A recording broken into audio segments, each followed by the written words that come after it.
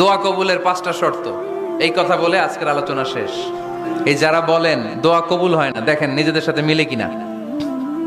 এই 5টা শর্ত যদি পাওয়া যায়, মুহূর্তেই আপনার দোয়া আরশে যে নক করবে। 1 নাম্বার শর্ত আকলুল হালাল, হালাল খাওয়া।